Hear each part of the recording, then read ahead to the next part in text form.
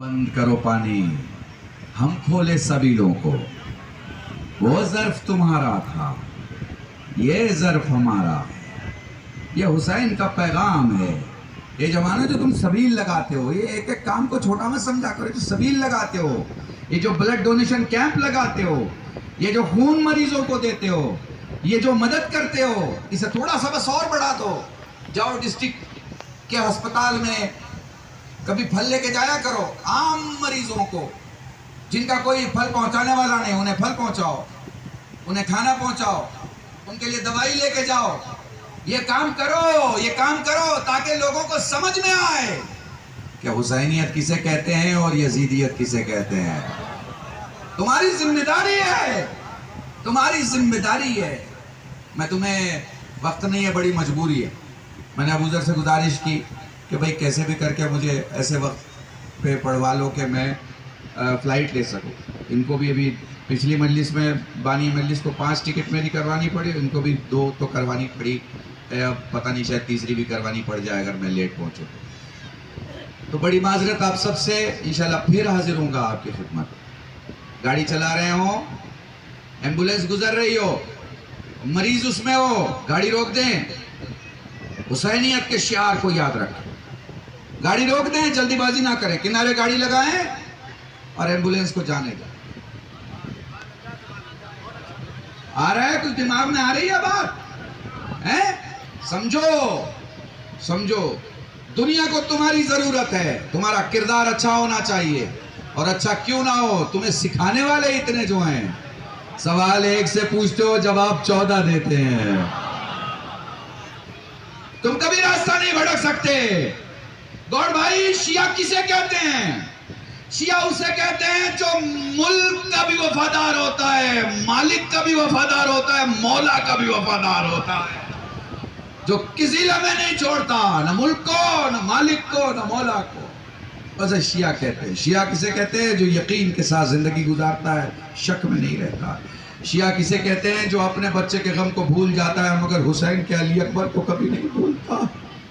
शिया किसे कहते हैं? जो अपने बच्चे को मुसीबत में देखता है, उतना नहीं रोता जितना वो हुसैन की बच्ची जनाब सकीना के लिए रोता। पूरे साल में 12 महीने में मेरे जितने हिंदू दोस्त यहाँ खड़े हैं, जहां तक मेरी आवाज जा रही है, अगर मुझे कुछ लाइव सुन रहे हैं, तो मैं सबको बताना चाहता हूँ, हमारी इकलौती कम्युनिटी है, इकलौती कौम है। हम अपने लिए कभी नहीं रोते। हमारा कोई गिरिया, कोई मातम, कोई नोहा, हमारी कोई अंजुमन अपने लिए नहीं है। जो कुछ है हुसैन के लिए। और मेरे हुसैन को भारत से कितना प्यार था, ये कहने की जरूरत नहीं है। इसी मुल्क का शायर कहता है, हृदय में समा जाते, जीवन में जगह पाते, शब्बीर मदीने से अगर हिंद में आ जाते। बस ले आया मैं आपको। अबू ज़र कह रहे थे कि मुझे रिवायत तो याद नहीं है, ज़हन में नहीं है कि मैंने लखनऊ में क्या पढ़ा, लेकिन कह रहे थे कि लखनऊ में जो आपने मसाइब पढ़ा उसे अगर आप सुना दें हम लोगों को यहाँ। मैं शुरू करता हूँ। वाकई मुझे ज़हन में नहीं है कि मैंने 25 या 24 को क्या पढ़ा था, लेकिन हाँ, ये वो अय्याम है जिन अय्याम में अहले बैत रसूल पैदल चल रहे हैं। ये वो अय्याम है कि पैदल चलते चलते शाम में दाखिल हो चुके। ये वो अय्याम है जब उन्हें जिंदान में भेज दिया गया है। ये वो अय्याम है जो 4 साल की बच्ची अपने बाबा को याद करके रोती है, और बस उसका एक ही जुमला होता है, बाबा नींद तो आती है, जख्म सोने नहीं देते। बहुत आराम से पढ़ूंगा ताकि एक एक जुमला महसूस कर सको। मैं तुम्हें कैसे समझाऊं कि अहले बैत पर मुसीबतों के कैसे पहाड़ टूट गए। अगर हम क़यामत तक ये जितने सुनने वाले हैं ना, मजलिस सुनने वाले, ये सब पढ़ना शुरू कर दे, तो भी जनाब सकीना की मुसीबत नहीं बयान कर सकते। मैं तुम्हें आराम से सुना रहा हूँ। हुसैन ने अपनी छोटी सी बच्ची को गोद में उठाया हुआ है। ज़ैनब ने प्यारी सी सकीना का चेहरा देख के, हुसैन की आंखों में आंसू देख के कहा, भैया خدا جب کسی سے بہت خوش ہوتا ہے تو اسے بیٹی عطا کرتا ہے. تیری آنکھوں میں آنسو کیسے؟ فرمایا بہن میں بیٹی کی پیدائش پہ گریہ نہیں کر رہا، بلکہ میں اس بات کے لیے گریہ کر رہا ہوں کہ اس کے گھنٹے کم ہوں گے، مصیبتیں زیادہ ہوں گی، اس کے زندگی کے دن کم ہوں گے، مصیبت و آلام زیادہ ہوں گے. یہ ہے جناب سکینہ.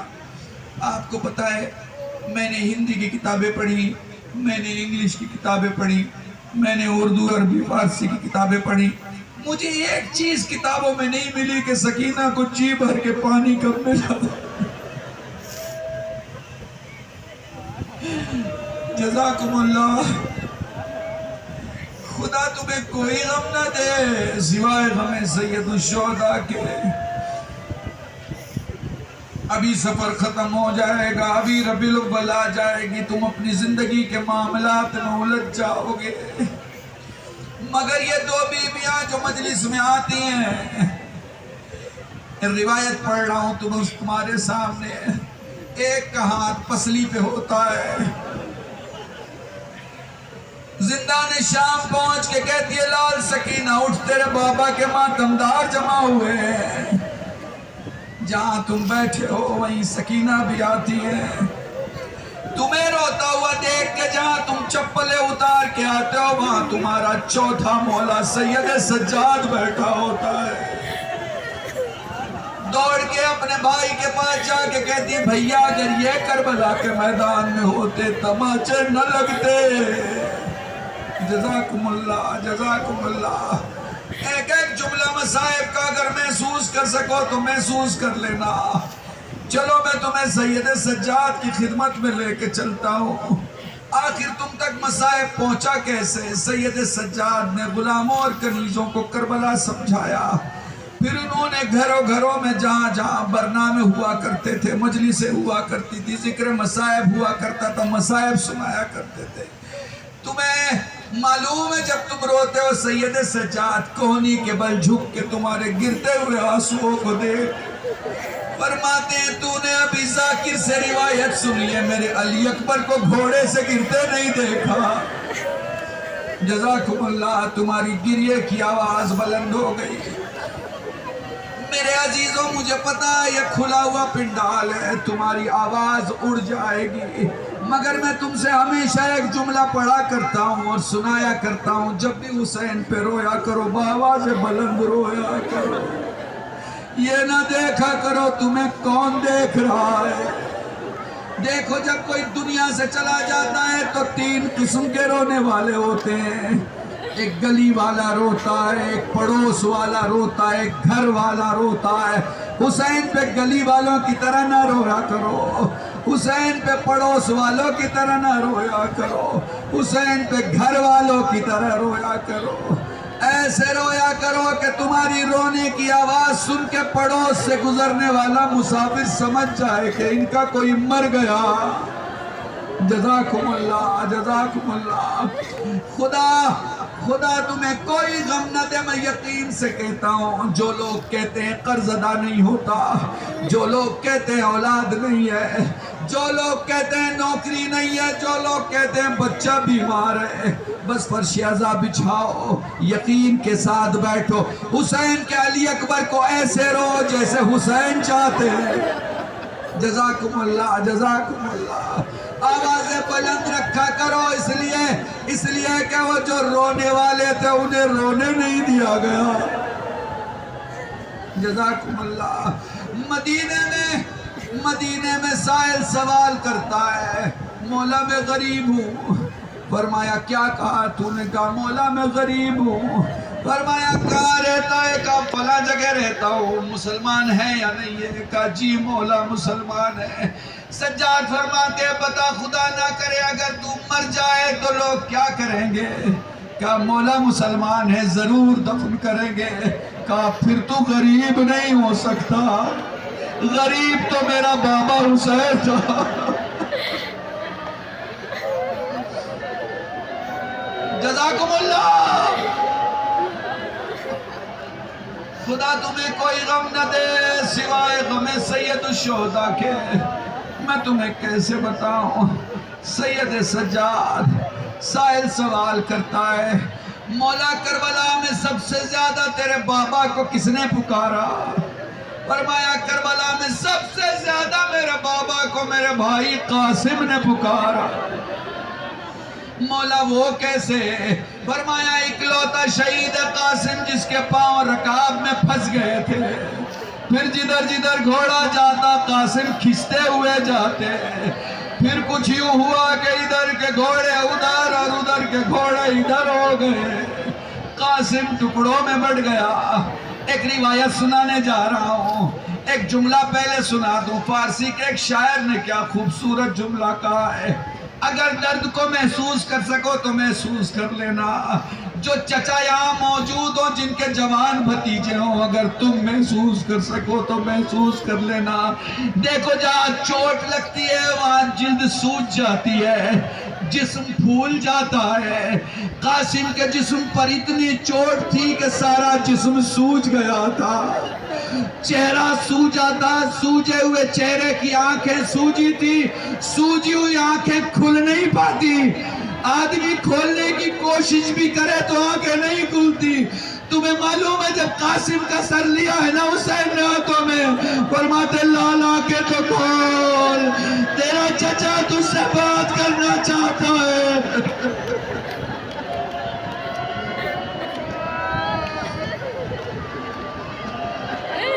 جزاکم اللہ، جزاکم اللہ۔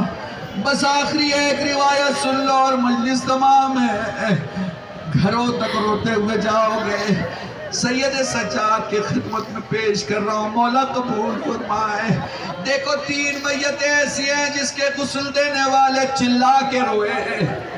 نہیں ایک جملہ اپنی چھوٹی بہنوں کو عطیہ کر رہا ہوں۔ تمہیں معلوم ہے سید سجاد کربلا سے شام تک ایک چیز ہمیشہ ڈھونڈتے ہیں، ایک چیز ہمیشہ ڈھونڈتے ہیں۔ جب نزدیک جا کے دیکھو گے تو تمہیں دکھے گا سجاد سائے کی زمین ڈھونڈ رہے ہیں، سائے کی زمین ڈھونڈ رہے ہیں۔ میں اپنے جوانوں کو یہ جملہ دیا کر رہا ہوں۔ آپ کو معلوم ہے اس سال 40 میں یہ قانون بنایا گیا کہ دن کو مشی نہیں ہوگی۔ مشی اس چلنے کے برنامے کو کہتے ہیں جو نجف سے لے کے کربلا تک ہوگی، دن میں نہیں ہوگی، کیونکہ وہاں گرمی 52 اور 56 ڈگری تک چلی جائے گی، دن میں نہیں ہوگی۔ میں تمہیں کیسے بتاؤں، وہی عراق ہے، وہی گرمی ہے، وہی کربلا ہے۔ ارے حسین کے سجاد کو اسی گرمی میں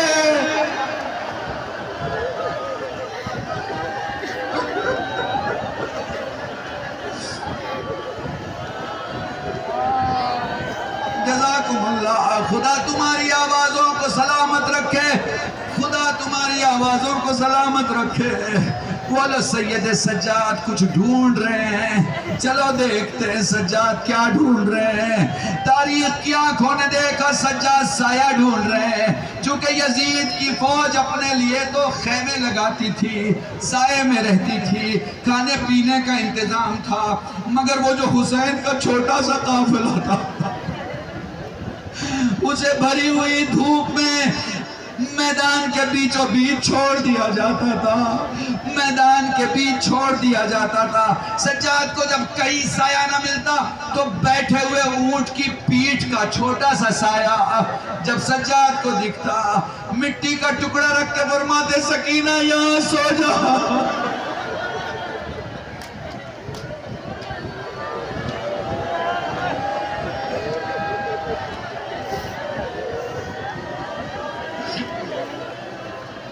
سکینہ یہاں سو جا۔ تھوڑی دیر کے لیے سکینہ سوتی، کبھی دائیں کروٹ کبھی بائیں کروٹ، اٹھ کے کہتی بھیا درد سونے نہیں دیتا۔ جزاکم اللہ، جزاک۔ بس آخری جملہ مجلس تمام ہے۔ دیکھو 3 میتیں ایسی ہیں جس کے غسل دینے والے چلا کے روئے۔ بولو سجاد کو غسل دیا گیا، باقر چلا کے روئے۔ کسی نے سوال کیا مولا اتنا گریا؟ کہا میرے بابا کا زخم سوکھا نہ تھا۔ جزاکم اللہ۔ بولو سیدہ کو غسل دیا گیا، علی چلا کے روئے. کسی نے کہا مولا اتنا گریا؟ فرمایا ارے میری فاطمہ کی پسلیاں ٹوٹی تھی. جزاکم اللہ. بولا سکینہ کو غسل دیا گیا. کبھی زینب چلا کے روئی، کبھی لیلا چلا کے روئی. ادھر سید سجاد نے سوال کیا پھوپھی اماں حق کا واسطہ اتنا گریا کیوں ہے؟ لال میری سکینہ اتنی پیاسی تھی کہ جب ہم نے پہلا چلو پانی چہرے پہ ڈالا پانی خشک ہو گیا. جب ہم نے دوسرا چلو پانی ڈالا پانی سوکھ گیا. سجاد غش کھا کے گر پڑے. غش صحیح فاقہ ہوا. زینب نے سوال کیا لال اب تو کیوں رو رہا ہے؟ فرمایا مجھے یاد آیا میری بہن سکینہ نے کہا تھا بھیا مجھے دفن کرنے کے پہلے قبر کی زمین دیکھ لینا. بھیا مجھے نرم زمین پہ دفن کرنا، پیاس ہڈیوں میں اتر چکی ہے. اے بھیا سکینہ بہت پیاسی اس دنیا سے جا رہی ہے.